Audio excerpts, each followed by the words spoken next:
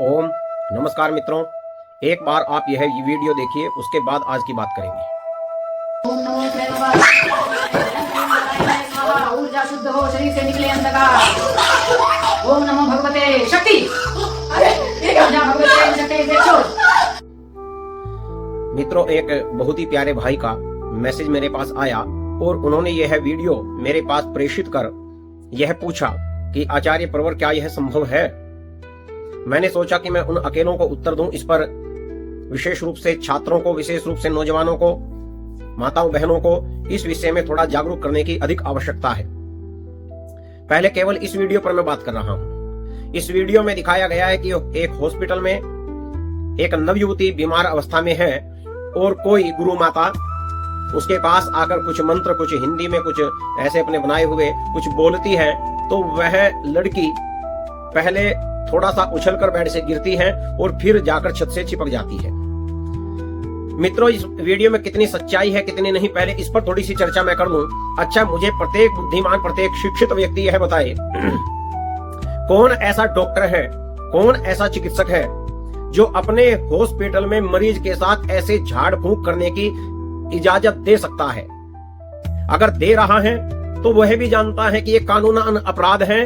Hospital में झाड़ फूंक से ऐसा इलाज करने की प्रथा यदि करवाई गई तो उसका लाइसेंस निरस्त हो सकता है, उस पर कार्रवाई हो सकती है। इसलिए पहले तो आप इस वीडियो की सत्यता यहीं से जांच लें कि कोई भी डॉक्टर अपने हॉस्पिटल में ऐसी झाड़ फूंक की आवश्यकता, अनिवार्यता नहीं कर सकता या इजाजत नहीं दे सकता। दूसरी बात मित्रों, ये वीडियो क्लिप केवल इतनी सी ही है, इससे आगे की वीडियो कहां है? मित्रों, ये सब AI का किया हुआ है। AI से आप इससे भी खतरनाक वीडियो बना सकते हैं। ये सारा का सारा ज्यादा से ज्यादा हमारी लोग वीडियो देखें, इसके लिए ऐसी वीडियो बनाई जा रही है जिस पर आप सोच विचार कर भी निर्णय पर नहीं पहुंच पा रहे हैं। अब मैं असली मुद्दे पर आता हूं। सकारात्मक शक्ति और नकारात्मक शक्ति ये होती क्या है? मित्रों, आपने सुना होगा जिस समय समुद्र मंथन हुआ, उस समय समुद्र मंथन में जो रत्न प्राप्त हुए, उन रत्नों को प्राप्त करने के लिए वासुकी नाग को मद्राचल पर्वत पर लपेटा गया और उसे एक ओर से खींचा देवताओं ने, एक ओर से खींचा राक्षसों ने। देव कौन होते हैं? देव वह कहलाते हैं विद्वांसो वही देव, जो विद्वान हैं वे देव हैं, जो धर्मात्मा हैं वे देव हैं, जो समाज को कुछ मार्गदर्शन दे रहे हैं वे देव हैं, जो गरीबों की सहायता कर रहे हैं वे देव हैं, जो धर्म के मार्ग पर चल रहे हैं वे देव हैं। राक्षस कौन है?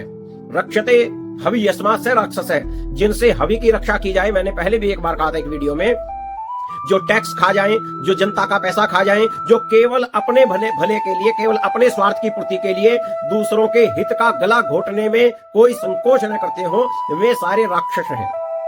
और मित्रों, ये दोनों शक्तियां हमारे अंदर है। कभी लोभ की प्रवृत्ति जागती है, कभी त्याग की प्रवृत्ति जागती है।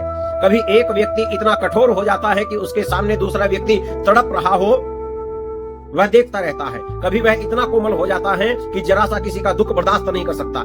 ये जो नकारात्मक और सकारात्मक विचारधारा है, विचार एवं शक्ति, विचार से बड़ी कोई शक्ति नहीं है। यदि विचार नकारात्मक हो जाए, एक बहुत पढ़ा लिखा नौजवान जो कि IITN है या कि जो IAS है, बड़ा अधिकारी है, एक बड़ा पढ़ा लिखा शिक्षित बलशाली नौजवान यदि विचार नकारात्मक हो जाए, स्वयं की हत्या कर देता है, देश की हत्या कर देता है, समाज की हत्या कर देता है, परिवार की हत्या कर देता है।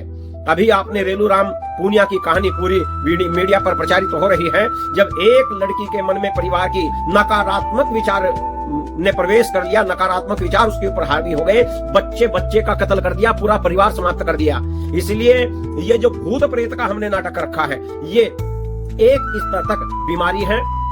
उस पे मनोविज्ञान में बड़ा रिसर्च भी हो रही है। उस स्तर के आगे वो सारा पाखंड है। मैंने भूत प्रेत नहीं होते, भूत केवल काल होता है, भूत केवल 5 तत्व होते हैं। हाँ, वैदिक परंपरा में, भारतीय परंपरा में भूत नहीं महाभूत माने गए हैं।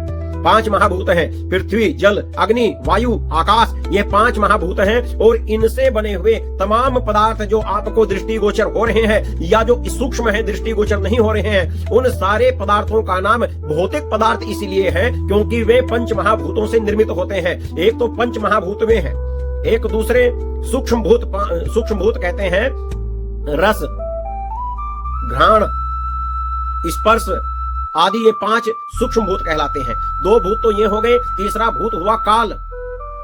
3 प्रकार का काल हम पढ़ते हैं, एक प्रेजेंट अर्थात वर्तमान काल, दूसरा पास्ट अर्थात भूतकाल, तीसरा फ्यूचर अर्थात भविष्यत काल। भूतकाल क्योंकि वह है जो पीछे लौट गया, जो पीछे चला गया, इसीलिए हमने भूतकाल के पैर पीछे को दिखाए। समाज में प्रचारित हो गया कि भूत के पैर पीछे होते हैं। इसलिए मेरी माताओं बहनों, मेरे भाइयों, मेरे छात्र छात्राओं, ये विज्ञान का युग है जहां हमने बोसोन जैसे गॉड पार्टिकल को भी हमने खोज लिया है, जहां हमने समुद्र की गहराइयों तक के रहस्यों का उद्घाटन किया है, जहां हमने चंद्रमा को, जहां हमने मंगल को, जहां हमने पृथ्वी के चारों तरफ फैले हुए भूमंडल को, ओजोन परत को, सबको खोलकर देख लिया है। यहां हमसे भूत बच जाता। मानो ये सब पाखंड है, यह सब पोप लीला है, यह सब जनता को डराकर उनसे पैसे निकलवाने का, उन्हें ऐंठने का, उनको लूट लेने का एक षड्यंत्र है। कमाल की बात यह है, जो आपको सड़क पर बंदूक दिखाकर डराकर लूट ले उसे आप साधु कहते हैं। जो आपको एक कमरे में 2-4 लकड़ियां जलाकर और महात्मा के कपड़े पहनकर ये बताकर तुम्हें लूट ले कि तुम में भूत है और इसे निकालने के लिए इतने पैसे लगेंगे, इतना अनुष्ठान होगा, उसे तुम साधु कहते हो। याद रखना, जो सड़क पर लूटता है बंदूक दिखाकर वो भी डाकू है, और जो कमरे में तुम्हें डर दिखाकर लूटता है वो भी डाकू है। इनमें से एक भी साधु नहीं है। इसलिए मेरे प्यारे भाइयों, मेरे छात्र छात्राओं, नौजवान साथियों, ऐसी वीडियो सरकार को से आप निवेदन करें, ऐसी वीडियो समाज में फैलनी बंद हो। ये अपने लाभ के चक्कर में कितना बड़ा आने वाली संततियों का नुकसान कर रहे हैं, इसकी परिकल्पना भी आपके हमारे पास नहीं है। ये बीमारी है। कुछ बीमारियां ऐसी होती हैं जो सामान्य व्यक्तियों की समझ में नहीं आती। उनको हमें हमारी समझ में नहीं आता, उसी को हम चमत्कार कहते हैं। जो समझ में आ जाता है उसे हम आविष्कार कह देते हैं। अब हमने समझ लिया, हमने इस नियम का आविष्कार कर लिया। इसलिए बात को छोटी करते हुए अंत में पुनः यह कहता हूं, ऐसी वीडियो पूरी पाखंड है। भूत केवल 3 है, एक पंच महाभूत, एक पंच सूक्ष्म भूत और एक काल को हम भूत कहते हैं। इसके अलावा चौथा किसी प्रकार का कोई भूत नहीं होता। हाँ, भूत से बने हुए ये सारे पदार्थ भौतिक होते हैं।